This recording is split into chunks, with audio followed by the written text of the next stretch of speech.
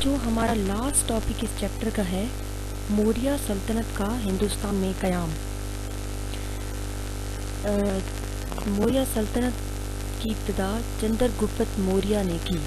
جب سکندر اعظم نے ہندوستان پر حملہ کیا تو اس کے حملے کے بعد ہندوستان کی ریاستوں میں بغاوت شروع ہو گئی، آپس میں اختلافات شروع ہو گئے۔ ایسے حالات کا فائدہ اٹھاتے ہوئے چندر گپت موریہ کو اپنے عزائم ارادے پورے کرنے کا موقع مل گیا۔ موریہ سلطنت کے پاس بہترین فوج تھی جس میں جنگی ہاتھی بھی شامل تھے۔ جس سے دشمنوں پر نیزہ بازی کی جاتی تھی۔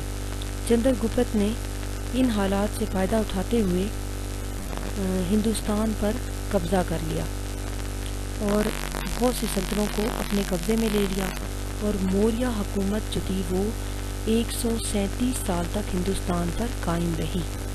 چندر گپت نے اپنے دور حکومت میں فنون اور دستکاریوں کو بہت ترقی دی۔ اس کے علاوہ چندر گپت کے دور میں یہ اس کا سنہری نظام جو دور نظام تھا وہ تھا، اس میں بہت ترقی ہوئی۔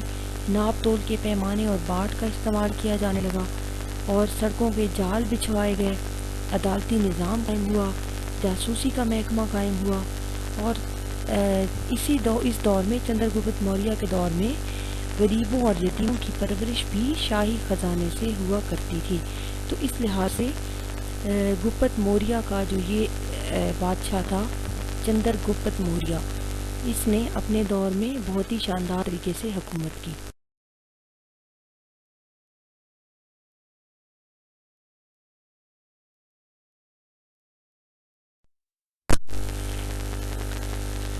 موریہ سلطنت کا جو دوسرا بادشاہ تھا وہ تھا اشوک۔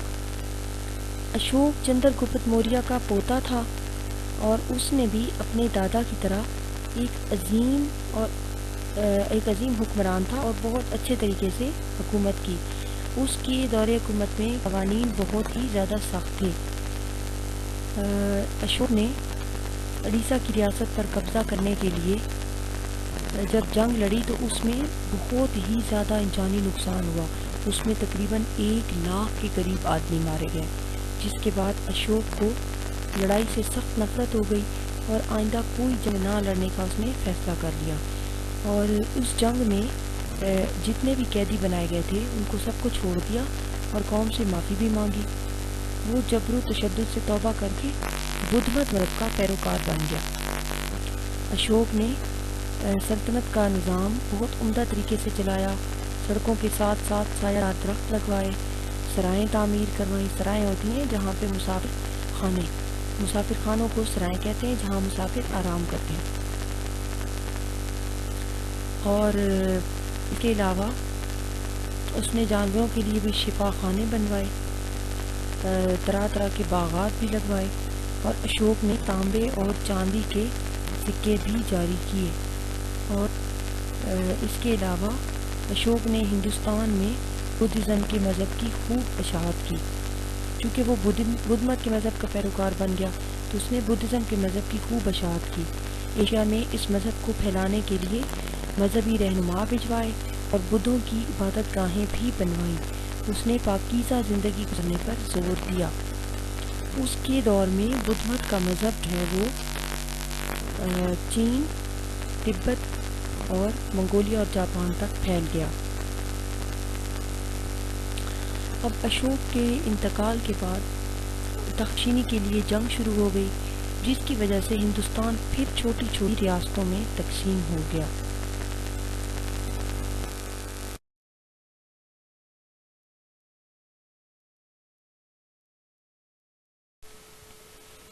گپت حکومت کا قیام۔ اس سے پہلے ہم نے پڑھا تھا موریہ حکومت کا قیام۔ جب موریہ حکومت کو زوال ہوا تو ہندوستان چھوٹی چھوٹی ریاستوں میں تقسیم ہو گیا، تو اس وقت وہاں گپت حکومت کا آغاز ہوا۔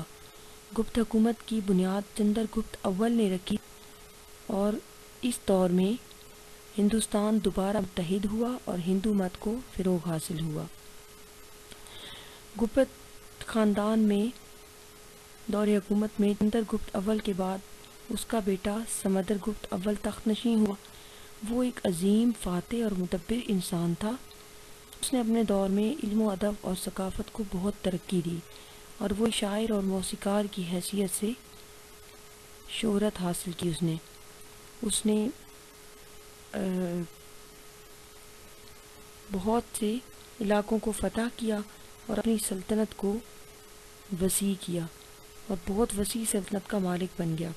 اس نے 40 سال تک حکومت کی۔ سمندر گپت اول کے بعد ہے چندر گپت ثانی۔ سمندر گپت بعد اس کا بیٹا چندر گپت ثانی 375 میں تخت نشین ہوا، جو بکرما جیت کے لقب سے مشہور ہوا۔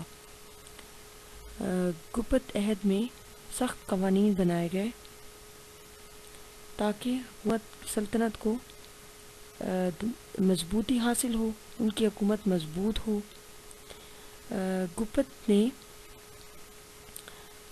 چندر گپت ثانی نے اپنے دور میں بنگال کے راجاؤں کو شکست دی، مالوا، گجرات اور کاٹھیا واڑ کے علاقوں کو اپنی حکومت میں شامل کر کے ایک وسیع سلطنت کا مالک بن گیا، اور وہ 38 ایئرز تک حکمران رہا۔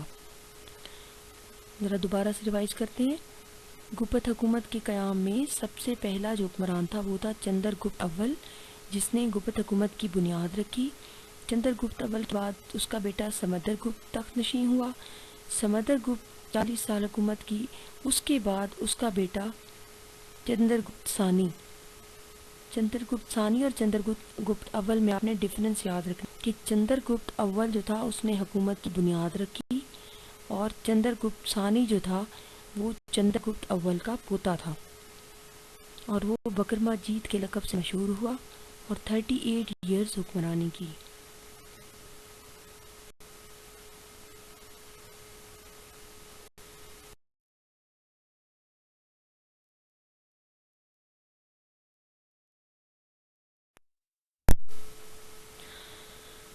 گپت خاندان کے آخری حکمرانوں میں چندر گپت ثانی کے بیٹے کمار گپت اور کمار گپت کے بیٹے سکندہ کا نام شامل ہے۔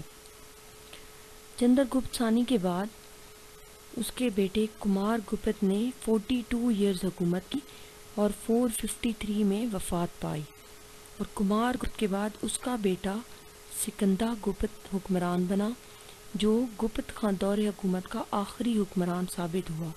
اس کے دور میں ہندوستان پر ہون قوم نے حملے شروع کیے، جس کی وجہ سے گپت خاندان کی سلطنت قائم نہ رہ سکی، اور آخر کار گپت حکومت کو زوال ہو گیا۔ اب گپت عہد حکومت میں ہندو مذہب کا احیاء، یعنی کہ ہندو مت کا جو مذہب تھا وہ بہت زیادہ پھیلا۔ گپت خاندان حکومت میں ہندو مت کے مذہب کو بہت زبردست عروج حاصل ہوا۔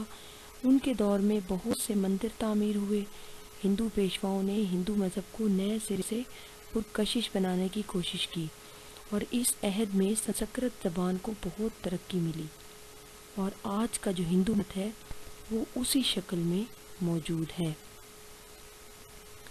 اس طرح سے ہمارا گپت خاندان کا جو دور حکومت ہے یہاں پر اختتام پذیر ہوتا ہے۔ گپت خاندان کے دور حکومت کے بعد ہندوستان دوبارہ سے چھوٹی چھوٹی ریاستوں میں تقسیم ہو گیا، اور اس وقت پھر وہاں کے راجا ہریش کا کیا کردار تھا وہ ہم آگے پڑھیں گے۔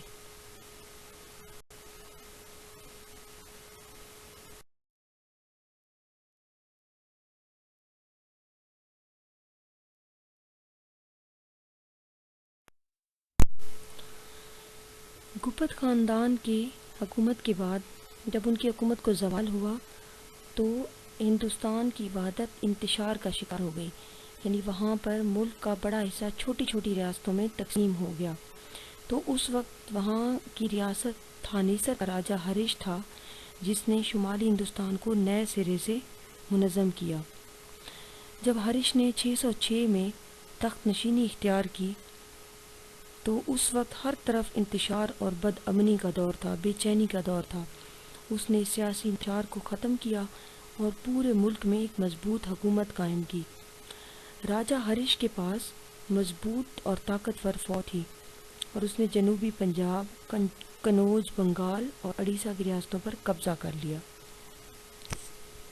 اس کے بعد اس نے سندھ اور نیپال کے علاقے بھی فتح کر لیے، اور اس نے شمالی ہندوستان کو فتح کر کے ایک مرکز پر متحد کر دیا۔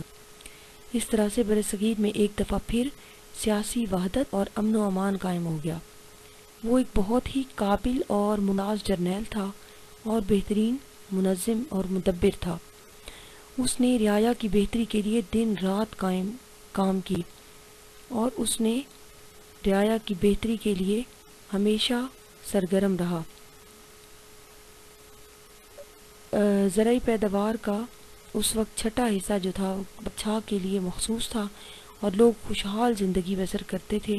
اس کے دور میں جرائم کی شرح بھی بہت کم تھی، اور حکومت لوگوں کے ساتھ فیاضانہ سلوک کرتی تھی، یعنی لوگوں کے ساتھ بہت اچھا سلوک کرتی تھی، ان کی ہر طرح کی ضرورت میں ان کا ساتھ دیتی تھی، ان کی مدد کرتی تھی۔ راجہ ہرش جو تھا اس نے علم و ادب کی بھی بہت سرپرستی کی۔ وہ خود بھی ایک شاعر، ڈرامہ نگار اور مصنف تھا، اور اس نے ملک میں کئی درسگاہیں بھی قائم کی۔ اس نے بہت سے اچھے کام کیے، اور ان کاموں کو سر انجام دینے کے لیے اپنی نیند، آرام، سکون سب کچھ بھول گیا۔ اس نے اپنے دور حکومت میں اپنے ہمسایہ ممالک بالخصوص چین کے ساتھ دوستانہ تعلق رکھے، لیکن 647 میں اس کی جب وفات ہوئی تو اس کی وفات کے بعد ہندوستان دوبارہ سے انتشار کا شکار ہو گیا اور ٹکڑوں میں تقسیم ہو گیا۔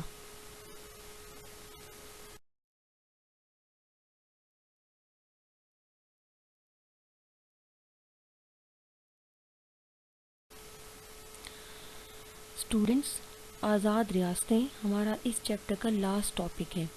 اس سے پہلے آپ نے ہندوستان کی وحدت میں یا اس کو ایک مضبوط ریاست بنانے میں راجہ ہرش کا کردار پڑا تھا۔ تو راجہ ہرش کی وفات کے بعد شمالی ہندوستان میں راجپوتوں نے کئی آزاد ریاستیں قائم کر لیں، اور ہندوستان چھوٹے چھوٹے ٹکڑوں میں تقسیم ہو گیا۔ ان آزاد ریاستوں کے نام یہ ہیں: کنوج، دہلی، تامل بنگال و بہار اور جنوبی ہند۔ کنوج کا جو حکمران تھا وہ راجہ بھوج تھا، اور اس نے 9ویں اور 10ویں صدی میں اس ریاست کی وسعت گجرات سے بنگال تک پھیلا دی، اور راجپوتوں نے 12ویں صدی میں دہلی پر قبضہ کر لیا، اور ان حکمرانوں میں پرتھوی راج چوہان سب سے نمایاں تھا، جس کو خاصی شہرت حاصل ہوئی۔ پرتھوی راج چوہان کے بارے میں آگے آپ پڑھیں گے آنے والے چیپٹرز میں۔ اس کے بعد دہلی کی ریاست 10ویں صدی کے آخر میں تومار خاندان نے دہلی پر قبضہ کر لیا، اور اس خاندان کا بانی راجہ اننگ پال تھا۔ تامل 10ویں اور 11ویں صدی عیسوی میں جنوبی ہندوستان میں تامل ریاست قائم ہوئی، جو دکن سے لے کے سری لنکا تک پھیل گئی۔ نیکسٹ ہماری ریاست بنگال و بہار۔ 8ویں صدی میں پال خاندان نے بنگال اور بہار پر قبضہ کر لیا، اور 11ویں صدی عیسوی میں سین خاندان اس کا حکمران بن گیا۔ بختیار خلجی نے 1203 میں اس علاقے کو دہلی سلطنت کا حصہ بنا لیا۔ سب سے لاسٹ ہے ہماری جنوبی ہند۔ راشٹرکوٹ خاندان 9ویں صدی عیسوی کے آغاز سے 973 تک جنوبی ہند میں حکومت کرتا رہا، اور اس کے بعد چالوکیہ خاندان کی حکومت بنی۔ یادو خاندان 1200 میں اس ریاست پر قابض ہو گیا۔ اس طرح سے مختلف راجاؤں نے، مختلف خاندانوں نے مختلف ادوار میں ہندوستان پر حکومت کی۔ آئی ہوپ کہ آپ کو ہندوستان کی تاریخ میں وادی سندھ کی تہذیب کے بعد جب آریہ ہندوستان میں آئے تو اس وقت سے لے کر